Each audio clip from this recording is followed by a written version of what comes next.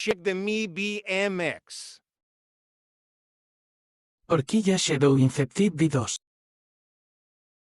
Rueda delantera completa misión Invade. Protectores G-Sport MK5. Stem Primo Icon Top Load.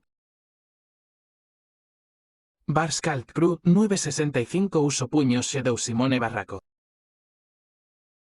Frame WTPO Pledon Sayer medida 2075.